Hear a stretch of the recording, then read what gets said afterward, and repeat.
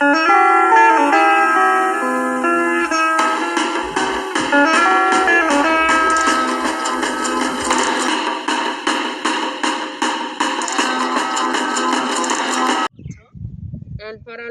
paramilitarismo en Colombia es un fenómeno complejo que ha dejado una huella dolorosa en el país, caracterizado por la existencia de grupos armados vinculados con el Estado responsables de graves violencias. Estas violencias han devastado los derechos humanos y el control territorial de estas diversas regiones. Estos grupos surgieron como la respuesta a la insurgencia guerrillera, especialmente las FARC. En la década de los 40 se crean los grupos chulavistas, los pájaros, apoyados por los gobiernos de Mariano Ospino Pérez y Laureano Gómez, con represalias contra insurgentes. En la década de los 60 se promulga la Ley 48, que permite la entrega de las armas de las fuerzas militares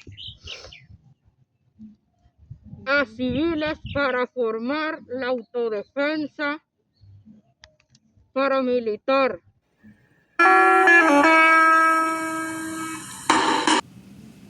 En el 1980 se funda la Asociación de Campesinos y Agricultores de Magdalena Medio y surge un grupo paramilitar regionales como los ATA en Tolima y las autodefensas de los Buitragos en Casanares. En el 1981 se crea un grupo Muertes a Secuestradores en respuesta a un secuestro del M-19 y seguidamente en el 82 secuestro y muerte de Jesús Castaño, padre de líderes paramilitares. En el 1983 la masacre de Cañaverales y Manilas en Antioquia. Esto marcó un periodo de violencia y aparecen las autodefensas campesinas del Magdalena Medio. En el 1987 se introduce instructores extranjeros, incluidos Jair Klein, y ocurre la masacre de 19 campesinos y campesinos en Barrancabermeja.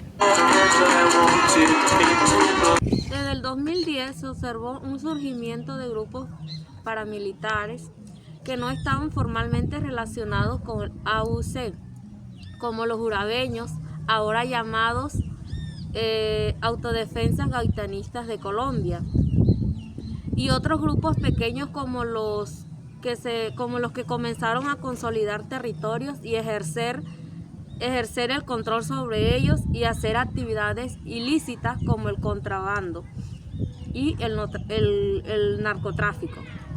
Comunidades rurales y regiones fueron afectadas por este paramilitarismo. Estas comunidades fueron aterrorizadas por dichos grupos, ya que se ejercían muertes y se hacían, desplazaban a los habitantes y forzaban a muchos miembros de esos pueblos y de esas comunidades, los forzaban a hacer actividades que pues ya ellos venían haciendo. Estos grupos armados también han venido agarrando gran fuerza, ya que en las comunidades eran muy pequeños y no tenían ese apoyo para ellos poder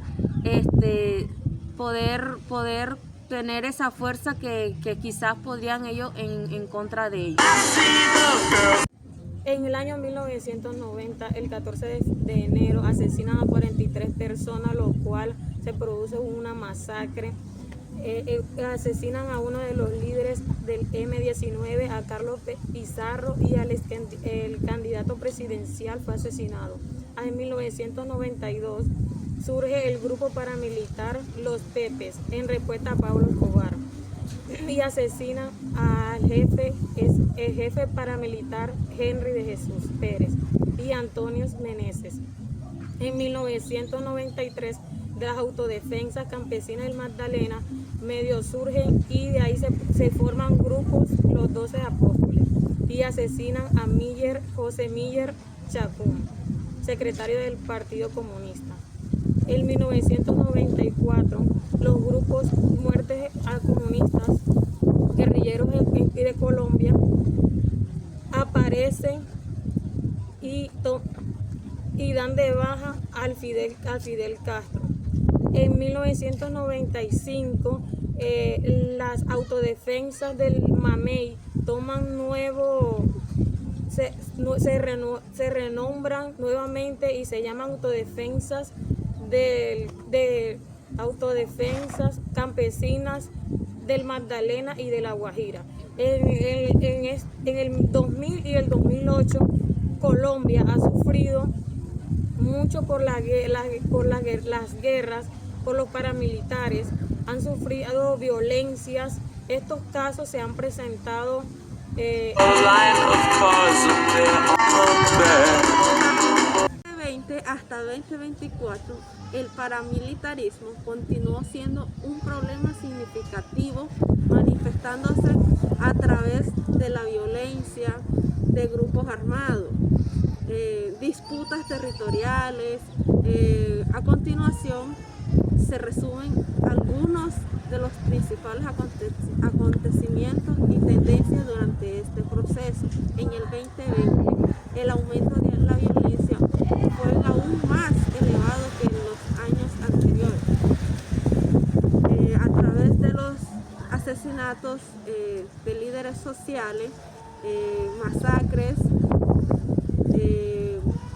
desplazamientos de los territorios por parte de los grupos armados, también asesinatos de los líderes sociales y excombatientes de las FARC.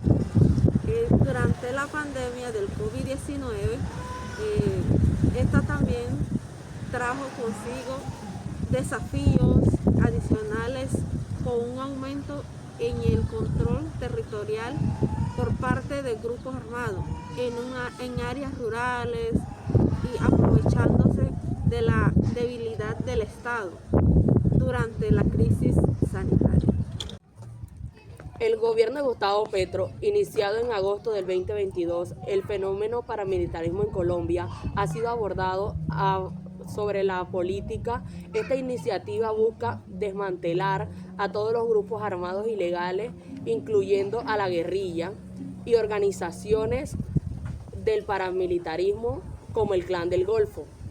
La Paz Total es una estrategia que pretende negociar y dialogar con grupos como el ELN y acercamientos con bandas criminales para su desmovilización, implementar programas de desarrollo en regiones afectadas por el conflicto, buscando atacar los conflictos socioeconómicos por la violencia,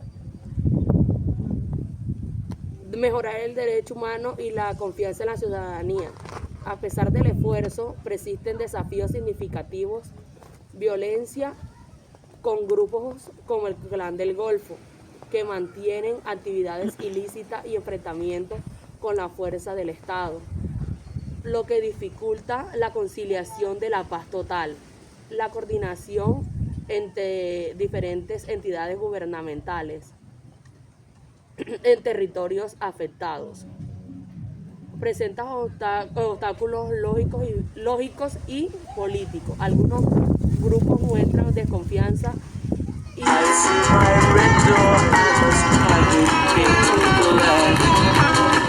Bueno, concluyendo nuestra explicación de los temas abordados por nuestros compañeros del paramilitarismo en Colombia, podemos llegar a varias conclusiones que nos pueden hacer reflexionar y retroalimentar más los temas de los que trata el paramilitarismo. ¿Cuáles han sido los desafíos que ha abordado el gobierno y todos los gobiernos de turno que han pasado y que han intentado frenar el paramilitarismo?